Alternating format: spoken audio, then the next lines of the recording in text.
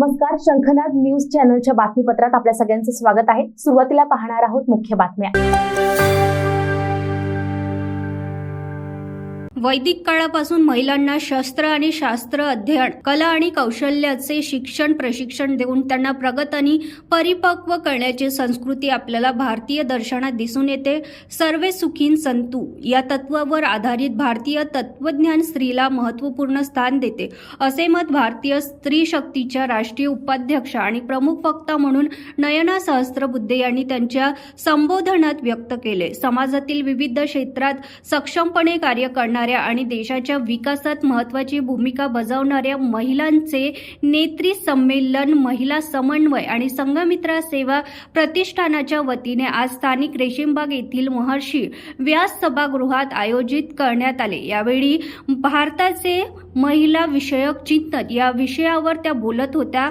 मंचावर संमेलनाच्या उद्घाटक आणि महाराष्ट्र युनिव्हर्सिटी ऑफ हेल्थ सायन्सच्या कुलगुरू डॉक्टर माधुरी कानिटकर, प्रमुख अतिथी म्हणून इस्रोच्या वैज्ञानिक डॉक्टर माधवी ठाकरे, समन्वयक पद्मा चांदेकर, रुचिता जैन आणि श्रुती गांधी यांची प्रमुख उपस्थिती होती। कार्यक्रमाला 1600 पेक्षा अधिक महिलांची उपस्थिती होती। नेत्री सम्मेलन की हमें क्यों आवश्यकता है?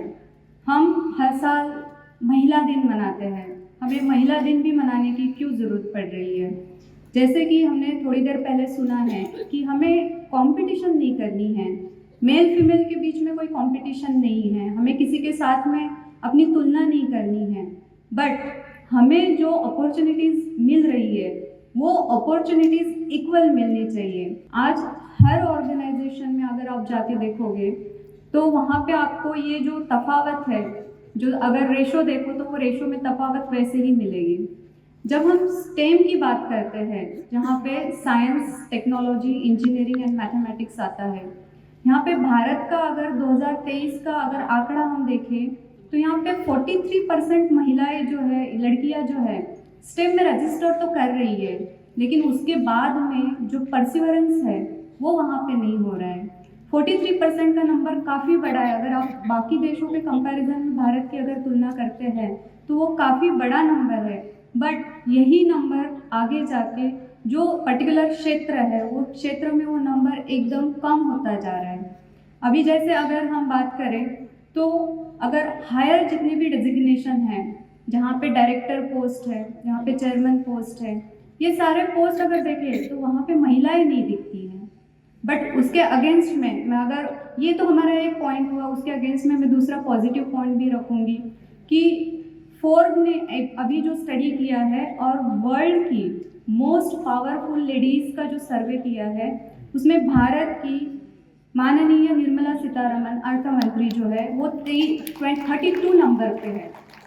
आज इथे येऊन नेत्री कार्यक्रमात फारच मन भरून आलं, कारण महिलाचं जे देशात स्तर आहे जो तो म्हणजे अतुलनीय आहे। आणि आज पुष्कळ काही मी बोलले, पण त्याच्यापेक्षा मी अजून काही नैनाताईंकडनं, आणखीन माधवीताईंकडनं त्यांचंही ऐकले।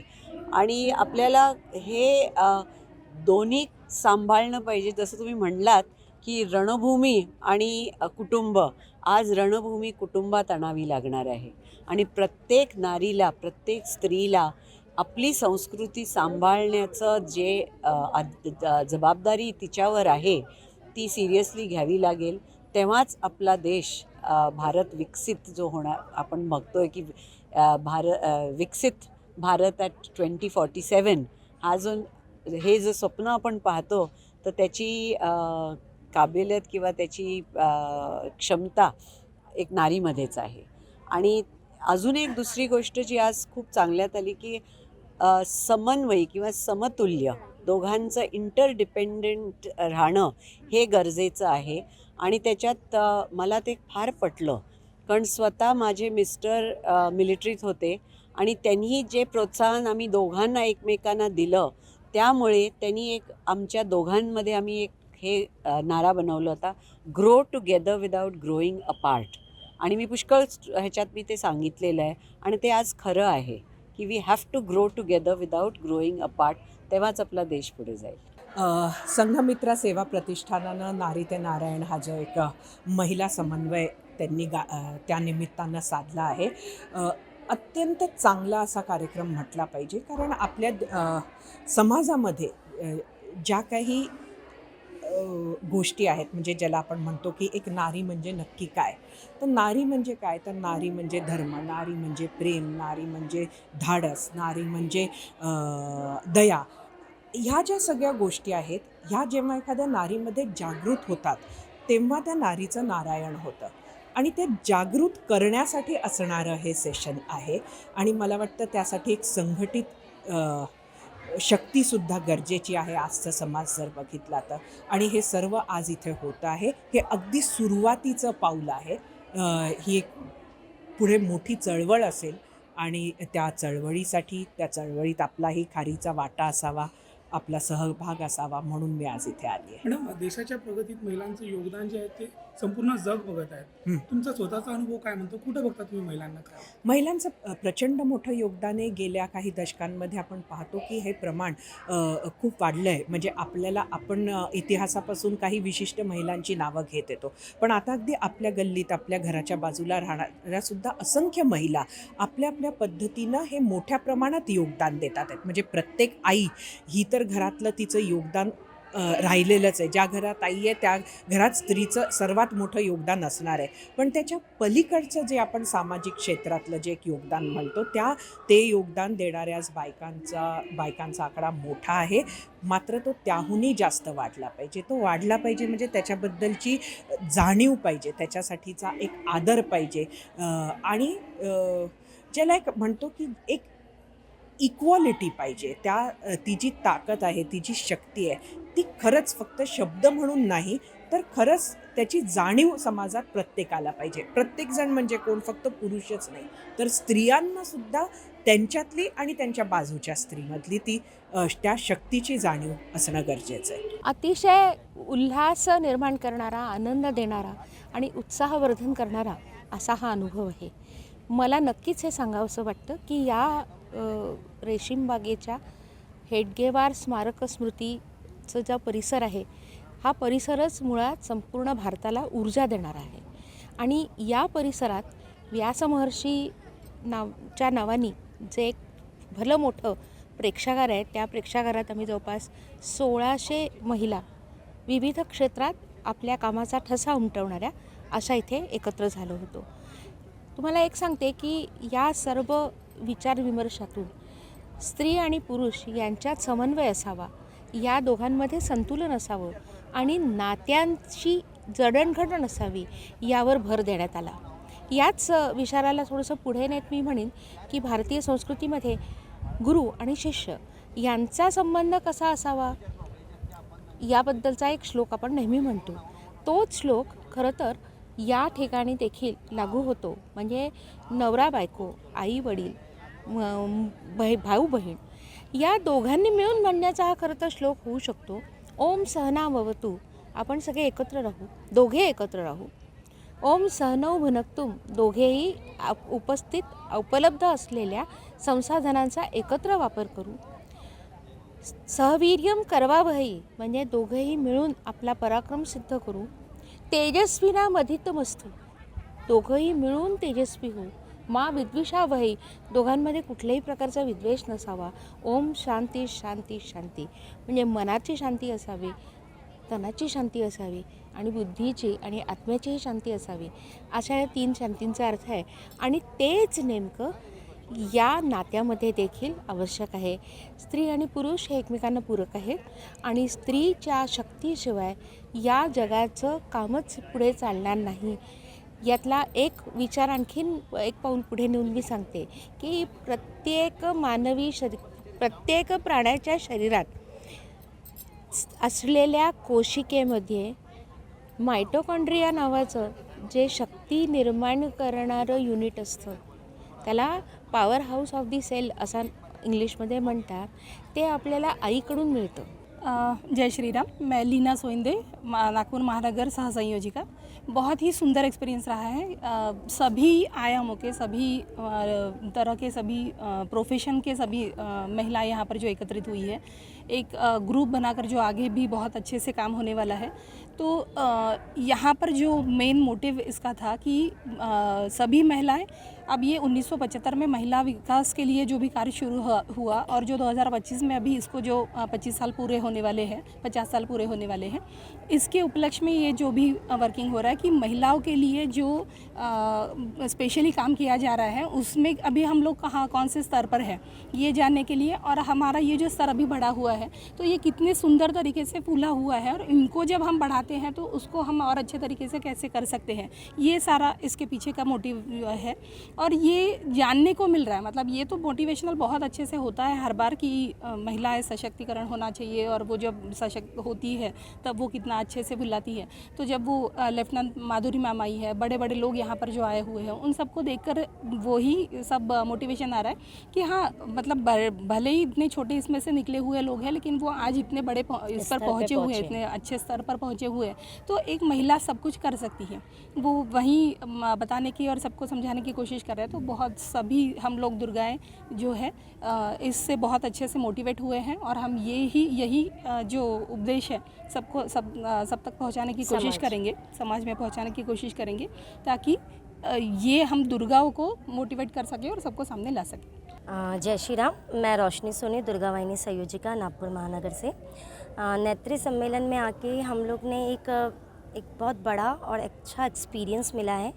यहाँ पे जिस तरीके के लोग हमारे को मिले हैं, हर बिज़नेस फील्ड से लेके संगठन में अखिल भारतीय संघ, ऐसे लोग से हमको मिलके, और यहाँ नाशा के जो वैज्ञानिक और जो हमारी माधुरी ताई, लेफ्टिनेंट माधुरी ताई आई, उनसे मिलके हमें एक प्रेरणा मिली है कि आगे हम हमारे जीवन में क्या कर सकते हैं और किस दिशा में हमारा जीवन चलना चाहिए। बेसिकली आज नेत्री सम्मेलन का जो ये प्रोग्राम है वो वुमेन लीडरशिप को दर्शाता है, और महिलाओं का योगदान इस देश में बहुत बड़ा रहा है आज़ादी की मुहिम में। और इस देश का इतिहास रहा है कि बहुत सारी ऐसी वीरांगनाएँ रही हैं जिन्होंने देश के लिए अपनी जान तक कुर्बानी दी। तो उनको नमन करते हुए, उनको सल्यूट करते हुए हम लोगों ने इस एग्ज़िबिशन का निर्माण किया है। एग्ज़िबिशन इस देश के तमाम वीरांगनाओं के सैक्रिफाइस को दर्शाता है, तो इसलिए हम लोगों ने 75 वीरांगनाओं के ऊपर ये एग्ज़िबिशन लगाई है। यह जो हमने विचार प्रक्रिया शुरू की है, उस विचार प्रक्रिया में आप सभी यहाँ पर जो महिलाएं हैं वह उपस्थित हुई है। और जैसे शुरू में ही आपका धन्यवाद करते हुए बताया था कि आज का इतवार का दिन है, बहुत सी जगह शादियाँ भी है, बहुत से पारिवारिक जिम्मेदारियाँ हैं, सभी छोड़ के हम यहाँ सभी एकत्र हुए हैं कि हमारी समस्याएं हम कैसे सुलझाए। इस सम्मेलन का हमारा उद्देश्य यह है कि हमारी जो समस्याएं वो हम कैसे सुलझा सकते हैं। हमारे तरफ जब कभी भी लोग आते हैं, कोई पारिवारिक समस्या से जब हम फेस करते हैं, तो सबसे पहला प्रश्न यह होता है कि यह समस्या ज़्यादा से ज़्यादा लोगों को नहीं बताना, ये अपने ही पास रखना, ये रिश्तेदारों को भी नहीं बताना। पर जब हम यह समस्या अपनों को बताते हैं तब हम उसके ऊपर समाधान ढूंढ सकते हैं। और हमें यह भी सिद्ध करना है कि हम यहाँ जो आए हैं, ऐसी समस्याएं तो सभी को होती है, समाज में सभी को समस्याएं रहती है।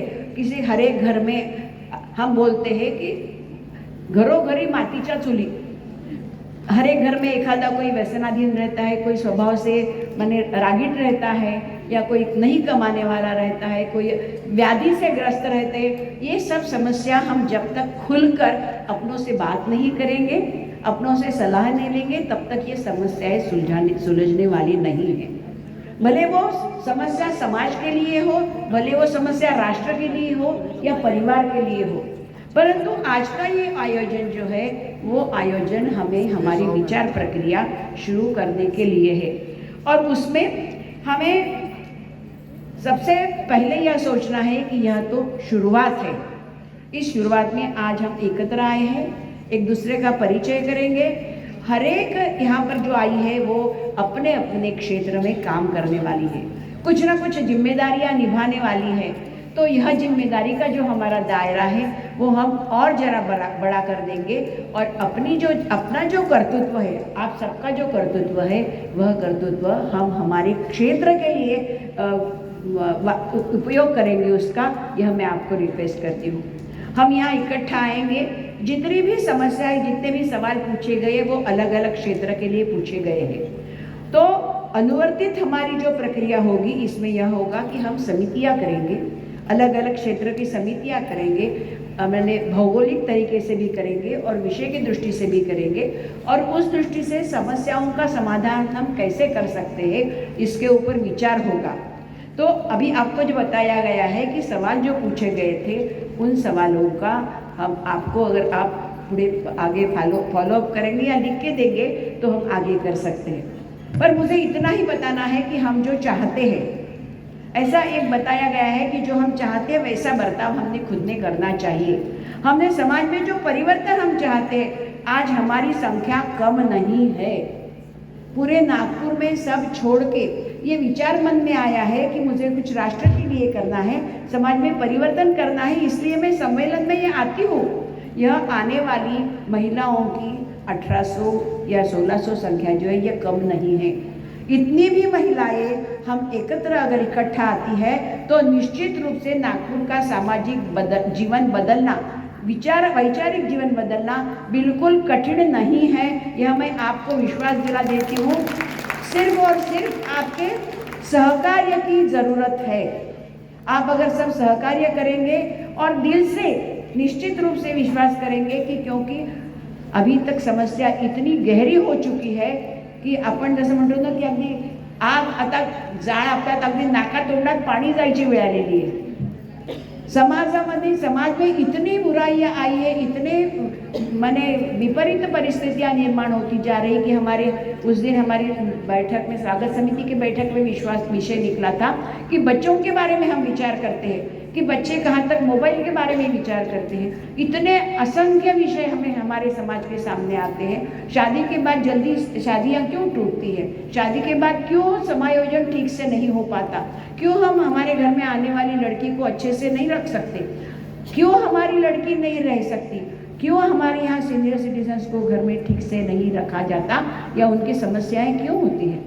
एक ना अनेक हजारों समस्याएं है कि जिसके ऊपर हमें उपाय ढूंढना, जिसके लिए विचार करना जरूरी है। परंतु इसके लिए जवाब एक ही रहेगा कि हमें हमारे खुद के बर्ताव में, खुद के बिहेवियर में जब तक हम बदलाव नहीं करते या हमारे विचार में बदलाव नहीं करते, एक सीधी सी बात है, जब हम घर में बात करते हैं, संस्कार कोई ऐसे नहीं होता कि चलो बैठो मैं तुमको संस्कार करती हूँ। हम जो यहाँ पर सब जो लोग बैठे हैं ना, उन सबको ऐसा मैंने फैमिली बैकग्राउंड मिला है कि जो उन्होंने किया है वो अपने आप बनते गए हैं। अपने आप को किसी ने बताया नहीं कि सामने वालों के लिए कुछ तुम मन में दिल में प्यार रखो। मैं आपको एक छोटा सा उदाहरण बताती हूँ कि मेरे पोते के बारे में, घर में जैसी बातें होती है, वो फुटबॉल मैच के लिए घर से निकला था और घर से निकलने के बाद भी 1 घंटा हो गया तो भी स्कूल से उसके फ़ोन आया कि वो अभी तक स्कूल में पहुँचा नहीं है, क्या हो गया। तो फिर मैं बोली कुछ तो भी हो गया होगा।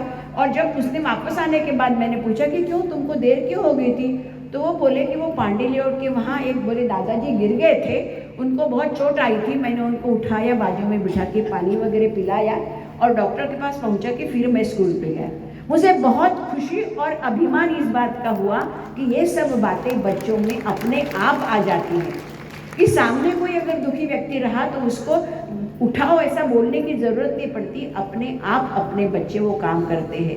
तो जब तक हम हमारा नहीं करेंगे तो जैसा अंग्रेजी में कहावत है ना कि चैरिटी बिगिंस एट होम, हम घर में जैसा बर्ताव करेंगे, बच्चों से माने बच्चों से बात करते वक्त में बहुत ही विषय देरी से हो गया है, पर सबको यही मैं आह्वान करती हूँ कि हमें सबको साथ मिलकर चलना है। यह आपकी अपनी अभी पहली मुलाकात है। फिर से बोलती हूँ मैंने जो पहले बोला था कि आप सब जुड़े हो, जुड़ना बहुत आसान है, जुड़े रहना बहुत कठिन है, और वो कठिन कार्य करने के लिए हम यहाँ आए हैं। चलो नमस्कार। विषय रखने का, इस विषय ऐसे इतने बड़े सम्मेलन में रखने का मुझे लगता है जो उद्देश्य है, जो आज की महिलाओं की स्थिति है, महिलाओं को की तरफ देखने का आमतौर पर समाज का नज़रिया है, उसे एक भोग वस्तु के रूप में देखने का नज़रिया है। महिला की सुरक्षा के बहुत सारे प्रश्न खड़े हो रहे हैं और इस दशा में महिलाओं की जो अवस्था है, इस अवस्था को अलग से दिशा देने का प्रयास हमें सबको करना है। और मुझे लगता है इस हेतु महिला चिंतन या भारतीय चिंतन में जो महिला का विचार किया है, ये विषय रखा गया है। इस दिशा देने का प्रयास जब करना है तो सिर्फ मुझे कुछ बिंदु इसमें आपके सामने रखने हैं, क्योंकि वो सब बिंदु अपने संस्कृति में, अपने तत्वज्ञान में, अपने जीवन दर्शन में, जीवन व्यवहार में, जीवन मूल्यों में शुरू से ही आगे आते हुए हमें दिखाई दे रहे हैं। अभी माधुरी जी ने सीता का उदाहरण दिया था। उसके हम रामायण महाभारत के अगर उदाहरण ले लेंगे तो ये काल आज से लेके 14,000 वर्ष 7,000 वर्ष इतना पुराना हो रहा है। वैदिक काल के तो हमारे पास में पुख्ते सबूत उपलब्ध है, इसलिए हम कहते हैं कि वैदिक काल में नारी का जो स्थान था वो अत्यंत उन्नत ऐसा स्थान था। लेकिन उसके पहले की भी नारियां हैं, या जो अवनत काल आया उसकी भी जो नारियां हैं, उनमें भी जो ऊर्जा, जो शक्ति थी, उसके बारे में हमें सोचना है। किसी भी पर्वत की या एक महाकाय विशाल पर्वत की अगर ऊंचाई नापनी है तो पर्वत के तो बहुत सारे शिखर होते हैं, कुछ बड़ा होता है, कुछ छोटा होता है, लेकिन ऊंचाई जो नापी जाती है वो सबसे बड़े ऊंचे शिखर के हिसाब से नापी जाती है, ना कि जो छोटे मोटे शिखर है या उसमें जो खाइयाँ होती है उन खाइयों से क्या है उसमें उन खाइयों से पर्वत की ऊंचाई नापी नहीं जाती है। तो हम शिखर पे कब थे, कैसे थे, कहाँ थे और आज हमें कहाँ जाना है, इसके लिए उस पर्वत के ऊंचे सबसे उच्चतम शिखर की तरफ हमें देखना पड़ेगा। भारतीय चिंतन नारी के बारे में क्या कहता है, एक ही शब्द में कहेंगे तो नारी का सम्मान, इतना ही हमारा चिंतन हमेशा कहते आया है। और मातृत्व का सम्मान, ये दो चीज़ें अपनी चिंतन की, भारतीय संस्कृति की अपनी विरासत है और अपनी विशेषता भी। अपने यहाँ मातृत्व की शक्ति का, सृजन की शक्ति का और जो संवर्धन और संरक्षण माता अपने बच्चों को देती है, और अगर आज की टर्मिनोलॉजी कंटेम्पररी शब्दों में अगर उसे कहना है तो ह्यूमन कैपिटल डेवलपमेंट जो महिला करती है उसका सम्मान हमारी संस्कृति द्वारा, अपने जीवन मूल्यों द्वारा और जीवन के विभिन्न आयामों द्वारा, परिवार व्यवस्था द्वारा पहले से ही हम करते आए हैं। हम अगर स्त्री के निर्माण की अगर बात करेंगे, जेनेसिस की बात करेंगे, या स्त्री और पुरुष इन दोनों की उत्पत्ति जब हुई है, जब कैसे हुई है, इसके बारे में अगर सोचेंगे तो भारत में अत्यंत वैज्ञानिक, साइंटिफिक, लॉजिकल इस तरह से नारी की तरफ देखने का दृष्टिकोण हमारे जितने भी ग्रंथ है, जितने भी ज्ञान परंपरा है, उसमें बताया गया है। तो नारी का जन्म कैसे हुआ, जब ब्रह्म तत्व या ईश तत्व या भगवान को ऐसा लगा कि हमें अभी और विस्तारित होने की आवश्यकता है, तो तभी उन्होंने दो रूप धारण किए। एक रूप था पुरुष का, एक रूप था स्त्री का। और ये जो कल्पना है और ये जो हमारा विश्वास है, इस विश्वास में ही आज जिसको जेंडर इक्वालिटी कहते हैं, वो जेंडर इक्वालिटी का बीज हमारे तत्वज्ञान में, हमारे कल्चर में, हमारे दर्शन में शुरू से ही हमें दिखता है। और दूसरा है कि हर स्त्री में आत्मा है, हर स्त्री मानव है, हर स्त्री पुरुष के समकक्ष है, समरूप है, इक्वल है। इक्वलिटी इसका मतलब कोई स्पर्धा, कोई अनुकरण ये नहीं है। ये बात हमने अभी तक 2-3 बार सुनी है। और जो समकक्ष होना है, वो समकक्ष होने के लिए हमें हमारे मन में ये धारणा होने की आवश्यकता है कि स्त्री और पुरुष शारीरिक रूप से भिन्न हो सकते हैं, लेकिन उनके मान सम्मान के हिसाब से, उनके जो दायित्व है या उनके जो कर्तृत्व है, उस हिसाब से वो दोनों समान हैं। ये जो हमारी धारणा है ये अत्यंत महत्वपूर्ण है। और यहाँ तुलना करना थोड़ा सा प्रासंगिक भी मुझे लगता है। और सेमेटिक रिलीजन्स या अब्राहमिक रिलीजन्स जिसे कहा जाता है, और इंडिक रिलीजन या भारतीय हिंदू और हिंदू से समकक्ष जो अन्य धर्म हैं, उन धर्मों की अवधारणा और अन्य सेमेटिक और अब्राहमिक धर्मों की जो अवधारणा है, इसमें ये मूलभूत अंतर है। और वो मूलभूत अंतर सृष्टि के निर्माण से कितने लाखों वर्ष जैसे भी मानव उत्क्रांत होते गया, तब से लेके अभी 100 साल पहले तक वही धारणा चलती आई थी। और जब 100 साल पहले मतलब 1918 या 1920 में जब महिलाओं को मताधिकार दिया जाना चाहिए या नहीं, इस तरह के जब डिबेट होते थे, तब ये कहा जाता है कि महिला जाता था या ये धारणा बनी हुई थी पाश्चात्य देशों में, जहाँ एक पुस्तक इस तरह से आगे चलती आई वैचारिक धार्मिक धारा है, वहाँ पर ये सोचा गया था कि महिलाओं में आत्मा नहीं है, इसके लिए उनको ये अधिकार देने की आवश्यकता नहीं है। कुछ धर्म ऐसा भी कहते थे कि अगर स्त्री ने कोई गवाही दी, या बहुत सारे एडवोकेट लोग हैं, मान्यवर लोग हैं, वो जानते हैं कि गवाही हम जब देते हैं तो महिला ने दी हुई गवाही की जो वैल्यू है वो आधी पकड़ी जाएगी। मतलब अगर हमें एक पुरुष की गवाही और एक महिला की गवाही अगर हमें समान माननी है तो 2 महिलाओं को गवाही देनी पड़ेगी। ये बहुत पुरानी नहीं, केवल 100 साल पहले की बात है। इस पृष्ठभूमि पर जब हम भारत के दर्शन की बात करते हैं और जिसमें ये कहा गया है कि महिला और पुरुष ये बीजोद्भवी समदल है, मतलब एक ही बीज से निर्माण हुए, जैसे 2 दल होते हैं, एक ही दाना जब अंकुरित होता है तो उस दाने से 2 पत्ते या 2 अंकुर से 2 पत्ते निर्माण होते हैं, तो उसमें हम कह सकते हैं क्या कि ये पहला पत्ता है, ये बाद का पत्ता है? हम बोल सकते हैं क्या? नहीं बोल सकते, क्योंकि वो साथ में ही उसमें से अंकुरित होते हैं। लेकिन जब अवधारणा ऐसी होती है, एडम और ईव की हमने बात कही है, सुनी है, और जब एडम के साथ देने के लिए या उसके मनोरंजन के लिए ईव की निर्मित होती है, उसको कहा जाता है कि ये फल नहीं आपको खाना है, और वो फल जब वो खाती है तो उसमें से जो शारीरिक भावना निर्माण होती है और उसमें मानव प्रजा आगे निर्माण होती है। लेकिन वो वर्जित फल खाने की जो सजा है वो सजा यानी मातृत्व है। ऐसा जब कहा जाता है तब मातृत्व की भावना को और स्त्री और पुरुष में समानता की भावना में ऑलरेडी द्वियमता वहाँ ही बोई जाती है, इसकी तरफ ध्यान देना आवश्यक है।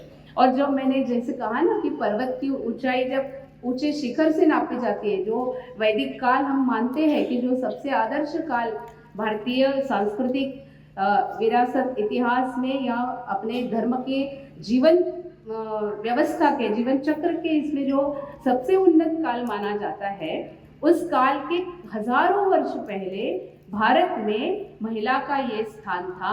महिला में आत्मा है, और एक आत्मा जब हम पुनर्जन्म की कल्पना करते हैं तो जब आत्मा एक देह से मुक्त होता है तो किसी अगले देह में प्रवेश करता है, उसे वो पुरुष के भी देह में प्रवेश कर सकता है या स्त्री के भी शरीर में प्रवेश कर सकता है। ये अपनी धारणाएं हजारों वर्ष हमारे पास प्रचलित है, हमारे पास संक्रमित होते हुए आई है। तो बीजोद्भवी समदले ऐसे स्त्री पुरुष यानी आज की जेंडर इक्वालिटी, ना कि आज की जेंडर इक्वालिटी जिस तरह से दिखाई जाती है कि मैं रोटी बेल रही हूँ तो मेरे हस्बैंड ने यहाँ होके उसको परोसने के लिए खड़ा होना चाहिए। इस तरह की तू मैं वाली, अनुकरण वाली या कॉपी वाली, स्पर्धा वाली, कंपटीशन वाली समानता, ये हमारी मूल कल्पना बिल्कुल ही नहीं है। और बीजोद्भवी समदले इस तरह से हमें जेंडर इक्वालिटी हमारे में दी गई है। ईशावास्यम इदम सर्वम, मतलब हर एक व्यक्ति में ईश्वर का वास है, चाहे वो स्त्री पुरुष सजीव कोई भी हो या निर्जीव भी वस्तु हो, तो उसमें भी ईश्वर का वास है। ये हमारा दूसरा तत्व है। इसलिए नारी के बारे में जब हम विचार करते हैं तो नारी भी उसी ईश तत्व का हिस्सा है, भाग है। और आगे चल के ये धारणा जब भगवत गीता में 10वें अध्याय में यहाँ हमने सब लिखा है, सप्तशती सप्तगुणों के बारे में लिखा है, तो भगवान कहते हैं कि नारी तू नारायणी है, मतलब तू देवी रूप है।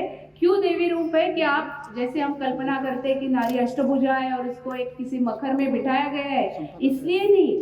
तो आपके अंदर में यहाँ लिखे हुए जो गुण है, श्री, वाक, मेधा, प्रज्ञा, ये इस सब गुणों के कारण आप देवी स्वरूपा हो। तो ये सब गुण हमारे इसमें है। इन गुणों की एक कद्र जो होनी है वो हमारे दर्शन ने, हमारे संस्कृति ने पहले से की है। और एक समानता का स्थान हमें दिया गया है, ना कि द्वयमता का स्थान। और ना ही पुरुष के बाद हम आए हैं, ना ही पुरुष के लिए आए हैं, लेकिन हमारे अंदर की जो ऊर्जा है हम एक स्वतंत्र व्यक्ति, स्वतंत्र नागरिक, स्वतंत्र आत्मा इस रूप से हम आए हैं। भारतीय चिंतन के और भी कुछ आधार है और कुछ संकल्पनाएं मैं आपके सामने रखूंगी और इसको हम कैसे स्त्री का जो स्थान है उसके पास जोड़ सकते हैं, ऐसे कुछ संकल्पनाओं के बारे में मैं बोलूंगी। भारतीय समाज की, भारतीय संस्कृति की मूल अवधारणा धर्म है। धर्म यानी पूजा पद्धति नहीं, तो धर्म यानी न्याय, धर्म यानी सम्मान, धर्म यानी समावेशिता, धर्म यानी मानवता। आज की तारीख में भी अगर आप थोड़े विदेशी चिंतकों के जो बोले गए शब्द है, बोली गई चीज़ें हैं, इनके बारे में अगर सुनेंगे तो DEI की बात की जाती है, मतलब डाइवर्सिटी, इक्वालिटी और इंक्लूसिविटी की बात की जाती है।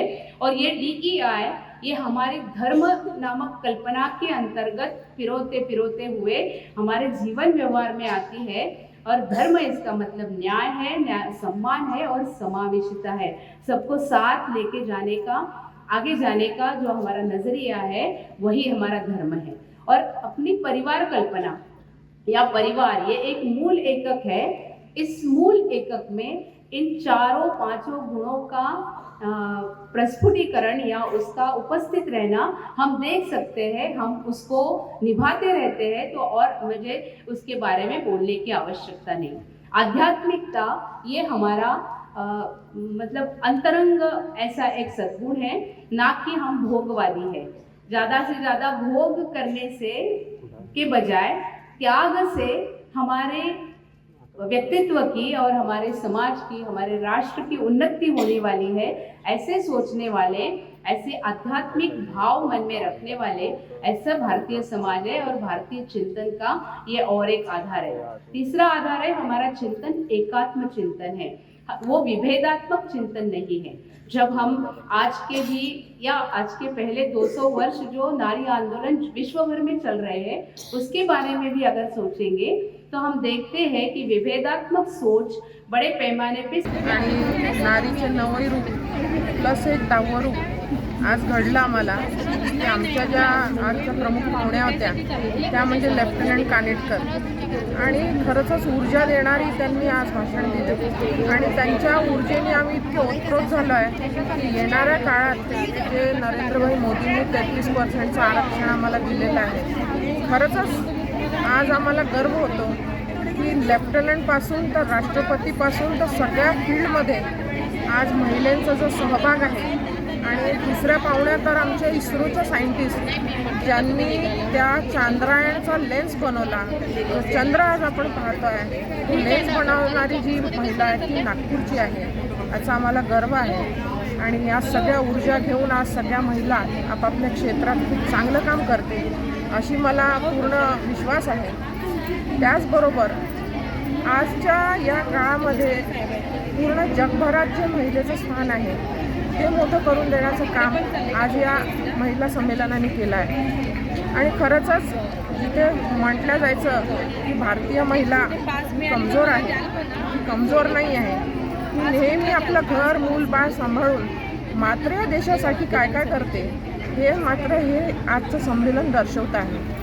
आज स्त्रीकडे भोगवस्तू म्हणून बघितले जाते, परंतु वैदिक काळापासून भारतात स्त्रियांचे स्थान उन्नत राहिले आहे। भारतीय परंपरेत स्त्रियांचा गुणांचा गौरव करणे, तिला व्यक्ती म्हणून स्वतंत्र विचार असे आणि कुटुंबासह समाज आणि राष्ट्र विकासात स्त्रीच्या महत्त्वपूर्ण योगदानाचे दाखले आपल्याला आढळतात। अब्राहिम किंवा अन्य पाश्चात्य संस्कृतीपेक्षा भारतीय दर्शनात स्त्रीला महत्त्व असून तिला समान अधिकार देण्यावर भर दिला राहिले आहे। यामुळे भारतीय चिंतन समजून घेऊन त्यानुसार वैचारिक परिवर्तन आणि तत्सम वाटचाल करण्याचा सल्ला त्यांनी दिला। कार्यक्रमाला संस्कार भारतीच्या अध्यक्षा व नेत्री संमेलनाच्या पालक कांचनताई गडकरी, राष्ट्रीय सेविका समितीच्या माजी प्रमुख संचालिका प्रमिलाताई मेंढे, उज्ज्वला भारती, पुष्पा भारती, माजी न्यायमूर्ती मीराताई खटकार, ॲडव्होकेट कुमकुम सिरपूरकर यांची प्रमुख उपस्थिती होती। कॅमेरामॅन प्रवीणसह सनी भोंगाडे, शंखनाद न्यूज, नागपूर।